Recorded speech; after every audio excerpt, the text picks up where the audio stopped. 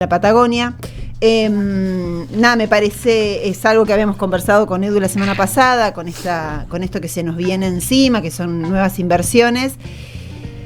Y como siempre termino yo mis intervenciones diciendo que el pasivo ambiental nos queda a nosotros. Quería que viajemos a la Patagonia. La Patagonia Argentina, además de ser bellísimo, es el centro turístico por excelencia de toda Latinoamérica. Tenemos muchísimas visitas y tenemos además la particularidad de tener clima frío y árido, con amplias variaciones térmicas, un verano y un invierno muy particular. El verano nunca termina de ser un verano cálido, sino que siempre es templado, y un invierno fuerte con muchas nevadas, especialmente la franja andina. En el oeste, junto con la cordillera, del lado de la cordillera, digamos, ahí las temperaturas son más bajas y las lluvias abundantes. Los estoy llevando a que conozcan un poco el clima, porque es importante también que después sepan que hacia el lado del mar argentino es seco y ventoso, las precipitaciones son escasas, por debajo de los 200 milímetros anuales, los vientos son constantes, que barren la región. Eso le da una particularidad al suelo porque es muy erosionado, digamos, hay poca vegetación, y la sensación térmica es mucho más baja en invierno también que durante el resto del año. Los recursos hídricos provienen principalmente de los deshielos, de este agua que se acumula también de las lluvias en la montaña. Tenemos los ríos Limay, el Neuquén, el Chubut, Santa Cruz, Río Negro. Son cursos que distribuyen el agua de forma muy desigual, especialmente para abastecer a las poblaciones y a pequeños cultivos.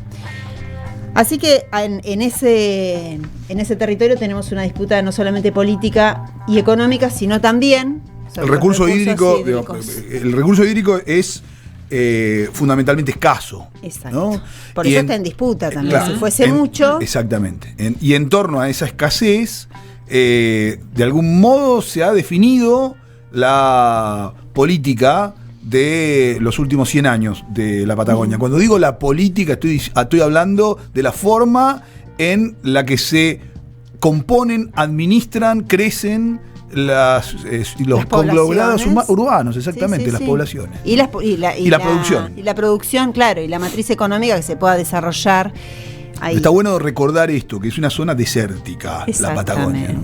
Exactamente. Fría. Me quedaba con lo que decías, que es de los centros turísticos más visitados de Sudamérica. Sí.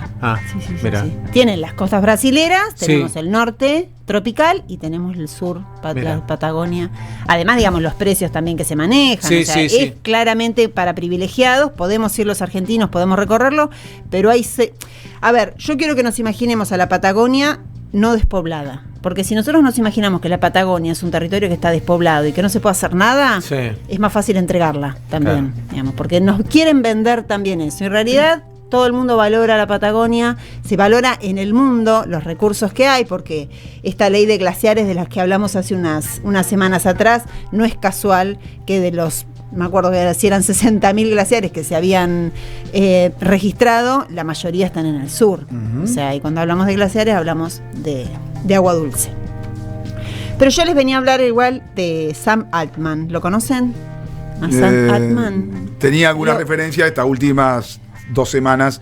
Ha hecho conocido. Creció el interés y también creció en sus menciones, Claro, es el creador del ChatGPT. Tiene una cara muy particular para reconocerla rápido, por suerte. Ay, no le vi la cara. Sí, acá está. Mira. El creador de OpenAI, ¿no? Me hace acordar un par de personajes. Sí. El dueño de, entre otras, ChatGPT como inteligencia artificial predominante en el mundo. Claro, que viene a plantear también, o que promete una revolución tecnológica como si fuese, no sé si es exactamente lo que necesitamos, digamos. A mí me gusta mucho el ChatGPT, me gusta mucho Internet, todo, pero hay una cuestión ahí detrás que no sé si es. Capaz tendríamos que volver un poquito más a los libros. Lo que plantea, o la necesidad que plantea Sam Altman para volver a la Patagonia para ir a la Patagonia en realidad, es fundar un megacentro de inteligencia artificial, que sería el proyecto más grande de historia de la ciencia de Argentina, intentan decirnos. Detrás de todas esas luces, detrás de esa promesa, lo que se proyecta otra vez es el extractivismo, esta vez no solamente de agua, sino también de energía y de datos. Y no quiero que perdamos de vista la cuestión de los datos, porque vamos a hablar de ambiente, vamos a hablar de energía, vamos a hablar de agua, pero los datos lo que saben de nosotros a veces no es necesario compartirlo al 100%, digamos, en un montón de las cuestiones satelitales, en la cuestión de la información que circula, depende de los servidores. No está bueno quizás compartirlo todo, que para mí es muy colonialista que ellos nos manejen la forma de construir o de crear o de mover datos. Pero bueno, es un debate también para las personas que hablan de tecnología por ahí y no desde el ambiente. Este proyecto se llama Stargate, promete usar 500 megavatios de energía con una inversión de entre 20 y 25 mil millones de dólares. Yo estuve tratando de buscar a qué se representa estos 500 megavatios de energía, y la última inversión que se hizo en energía en Argentina contribuyó con 100 megavatios. O sea que si estamos hablando de 500 megavatios, estamos hablando más de lo que quizás el país produzca produzca para darle energía a las personas, ¿no? Detrás de este hombre Altman hay un fantasma, dice una nota que leí, se llama Sur Energy, es una empresa sin página web, sin antecedentes, sin proyectos en marcha, es una empresa local que va a acompañar este proceso.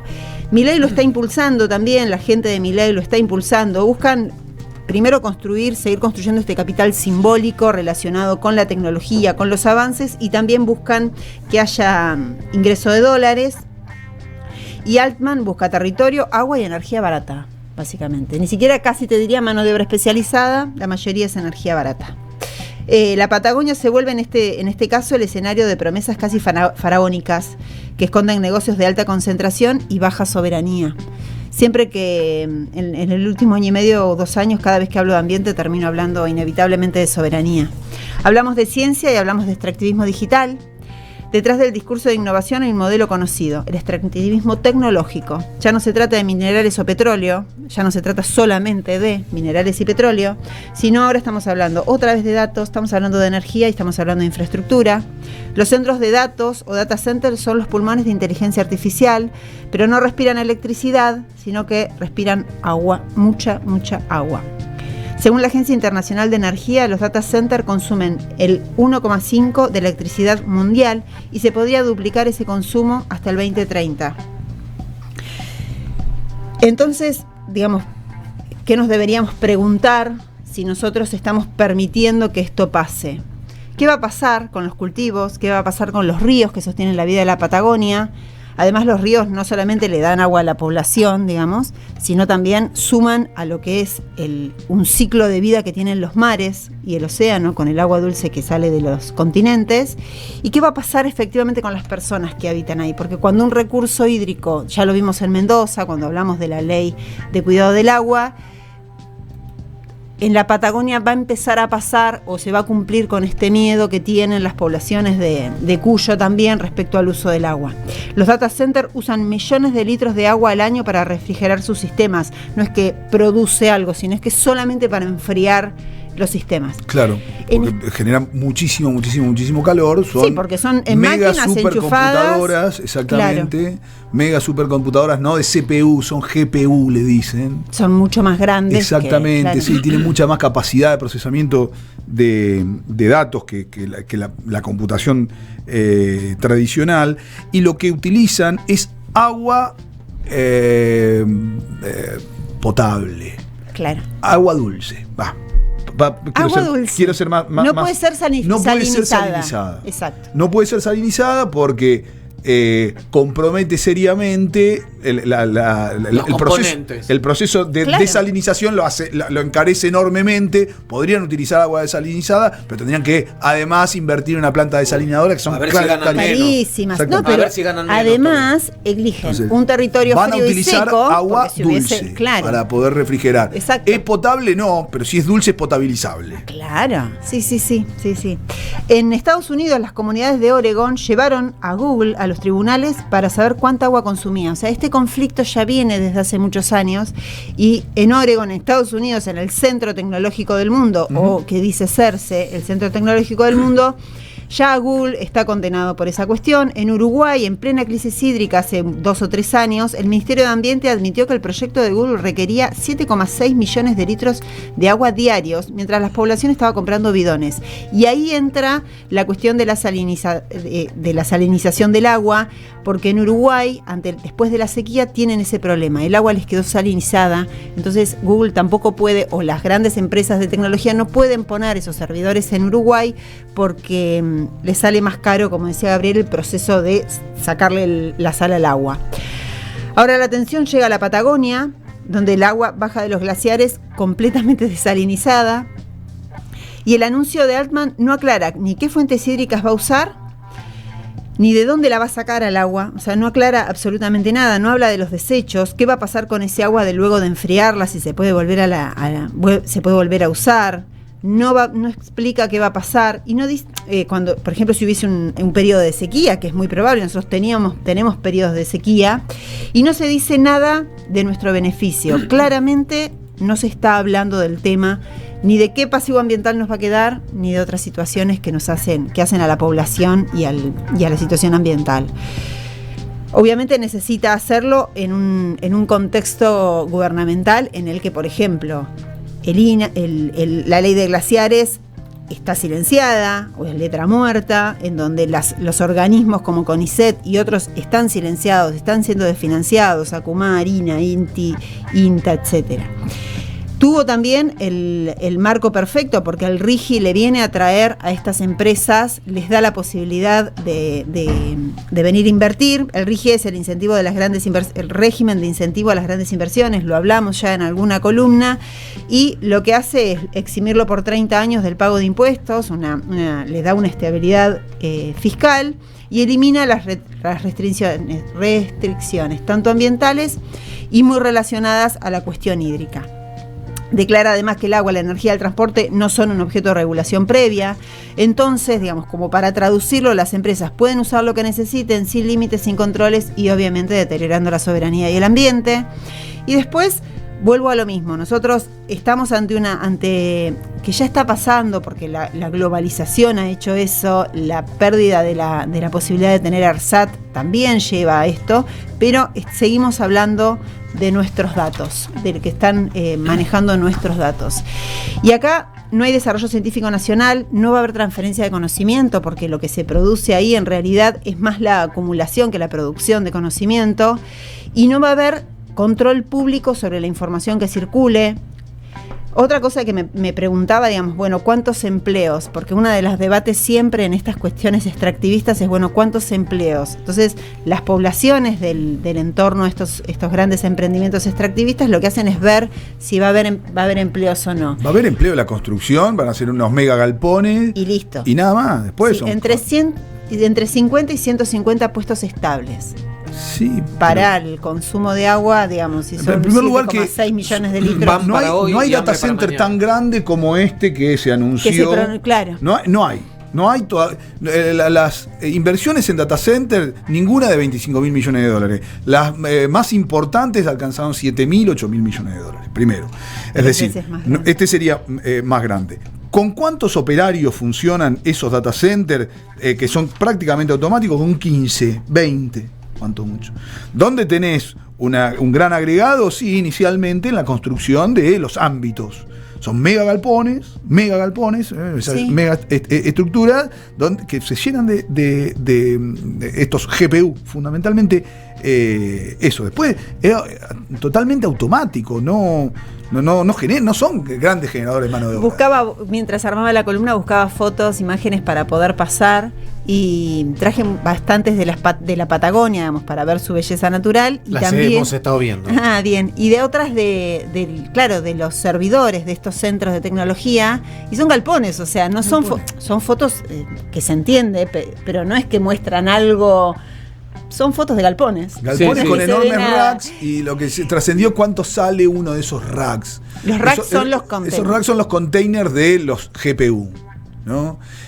Cada uno de esos racks sale una fangotada de, no sé, $500.000 cada. Claro, no. Cada heladerita, tipo, lo puede. O sea, este mes no me lo puedo comprar. ¿Viste la heladera? La heladera que. Bueno, pero cuando vos entras al almacén, la heladera que tiene la cerveza fría, la gaseosa fría, bueno, de ese tamaño. Ese es el rack. Eso es un rack. Sí. Ahí estamos viendo algunas imágenes de. Claro, $500.000 cada rack. Hay una imagen interior. No, pensaba también, porque había escuchado el fin de semana. Hubo un evento hace poco que se llama el Dev Day de OpenAI, bueno, que habla sobre este tema, y ahí había un analista que de hecho está hablando de la posibilidad de la burbuja del negocio de la inteligencia artificial, de que hay, es más, me llamó la atención porque en algún momento hablan de que hay algunas startups tontas, dice, que podrían llevarse una fortuna debido a las malas decisiones tomadas por inversores y que eso termine estallando como las burbujas de las .com en los 90. Claro. Las burbujas inmobiliarias, la burbuja. Claro, las burbujas que es, o sea, parece algo como que es el gran negocio y finalmente después no lo termina siendo. A mí me parece que hay ahí dos aspectos que son fundamentales. A ver. Que son los regulatorios, los marcos regulatorios. Vos recién hablabas de cuál es el marco regulatorio que Argentina. ¿Sobre qué van a pagar impuestos los tipos? Van a pagar impuestos sobre bueno, pero van a pagar impuestos sobre la generación de riqueza que permite lo que allí instalen, o van a pagar impuesto inmobiliario nada más.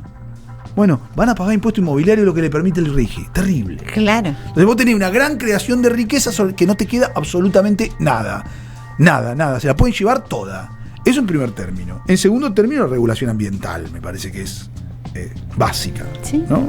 ¿Quién pone el recurso hídrico? ¿Es un recurso sobrante en la Patagonia? No. Bueno, ¿a quién se lo sacas? Esto me parece que es clave. No me pareciera este gobierno tan propenso a la genuflexión, como demostraban la semana pasada. Le han entregado la política económica y monetaria al gobierno de otro país. No me parece que es el mejor para poner esas condiciones. No, es el mejor para que justamente se vengan a instalar este tipo de empresas. Claro. El extractivismo está de fiesta con este tipo de gobierno que no va a regular nada. Y después otro que vos marcabas, si vos no establecés que tiene que haber transferencia tecnológica, la verdad que no te sirve de nada. No, era lo que se debatía también con las represas hidroeléctricas. Bueno, la transferencia tecnológica, la transferencia de conocimiento, buenísimo. Claro. Traen algo innovador para Argentina. Además, nosotros tenemos un sistema científico que puede aprender y que puede desarrollar. Que ya aprendió y que puede seguir aprendiendo. Hoy por hoy es el mayor desarrollador de vaca muerta. ¿Por qué?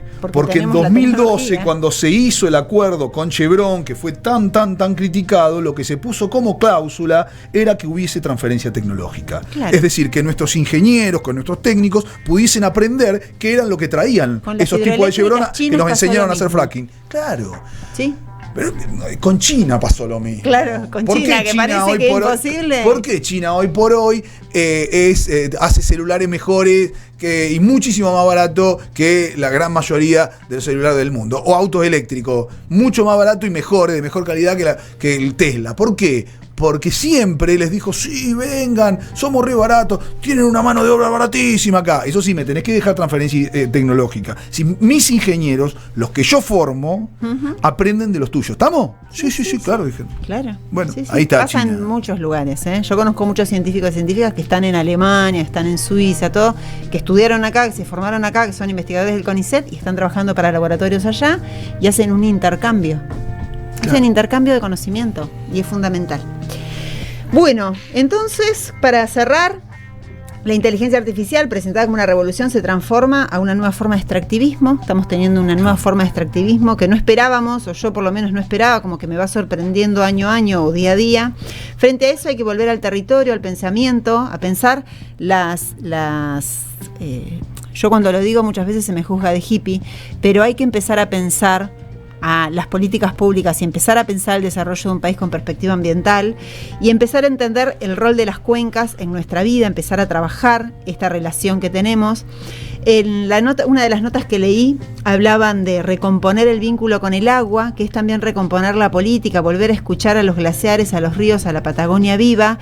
Es una nota, una de las notas que leí es de Alejo. Dirricio la hizo para la revista Anfibia, junto con el colectivo de abogados ambientalistas del que forma parte Enrique Viale, y tiraba varias frases que estaban buenas.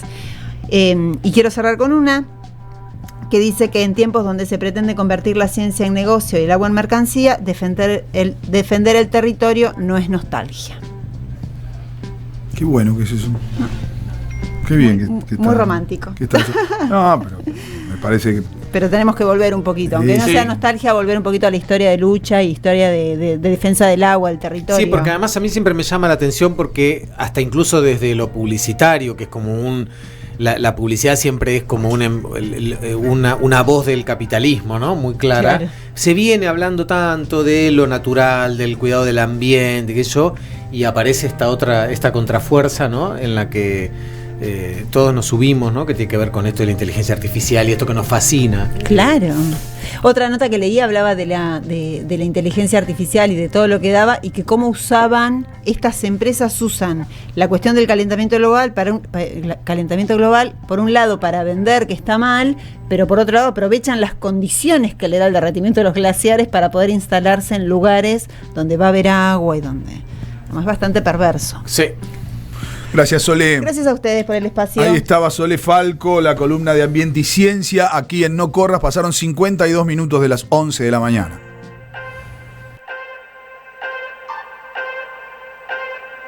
Sí.